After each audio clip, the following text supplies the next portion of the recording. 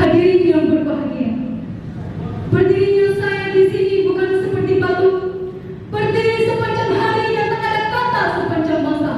Tetapi berdirinya saya di sini sekarang ini untuk menyampaikan sebuah pidato yang bertema tentang pemuda tolak golput.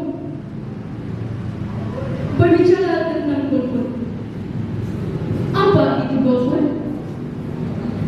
Istilah golput berasal dari ungkapan golongan putih, yang dimana golput ini dimulai sebagai tindakan politik, suatu bentuk protes terhadap pemilihan. Namun sekarang golput digunakan sebagai istilah untuk semua bentuk non-voting. Hadirin yang berbahagia, peran pemuda dalam menentukan pilihan pemimpin bangsa sangatlah besar. Sebagai pemuda, saya harus memikirkan masa depan bangsa mau dibawa kemana. Dalam lingkup kecil seperti institusi pendidikan, masih banyak mahasiswa yang tidak peduli dalam mengikuti pesta demokrasi.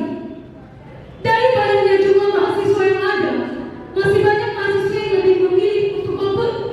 Apakah itu karena belum mengenal calon-calon pemimpinnya, atau yang apatis dengan pilihan mereka? Banyak alasan yang menyebabkan pemuda memilih untuk golput. Alasannya ialah yang pertama, karena kurangnya pemahaman mengenai sistem kepemerintahan di Indonesia itu sendiri. Kedua, menganggap bahwa proses pemilu yang rumit. Ketiga, karena kurangnya pengenalan para partai politik dan calon peserta pemilu.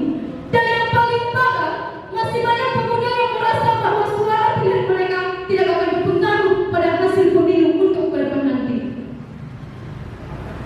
Hadirin yang berbahagia, pemuda harus peka dan rajin dalam mengamati proses pemilihan calon pemimpin bangsa untuk ke depan. Jangan sampai pemuda cenderung memilih berdasarkan popularitas atau materi dari calon pemimpin.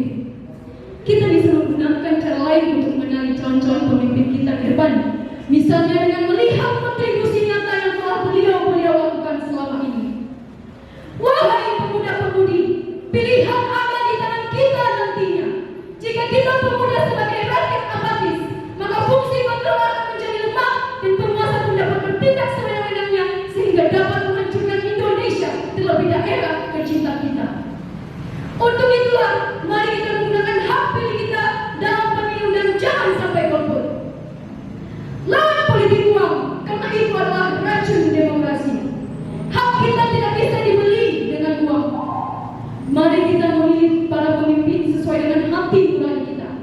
Kita lihat visi dan misi mereka dan kita pilih dengan harapan mereka bisa membawa bangsa dan daerah kita semakin maju untuk masa yang akan datang. Sebagai pemuda, kita harus berperan dalam memajukan bangsa dan daerah kita. Minimal dengan ikut nyoblos, bukan diam. Sebab negara rusak bukan karena banyaknya orang jahat, tetapi diamnya orang baik. Hadirin yang berbahagia, Presiden pertama kita Bapak Insinyur Soekarno pernah berkata bahwa sesungguhnya urusan bangsa dan negara adalah di tangan para pemuda.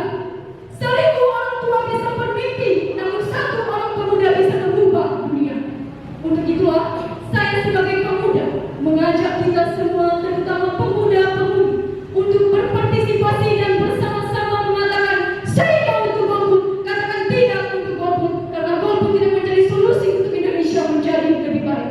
Ingat, satu suara menentukan nasib bangsa dan daerah kita 5 tahun ke depan. Hadirin yang berbahagia, demikian yang dapat saya sampaikan pada saat ini. Apabila ada tutur kata saya yang salah, saya mohon maaf sebesar-besar.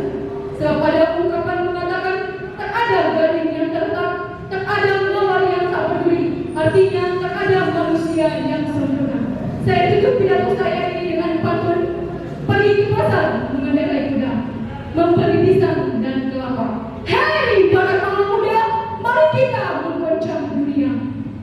Jalan-jalan ke Kota Padang, singgah sebentar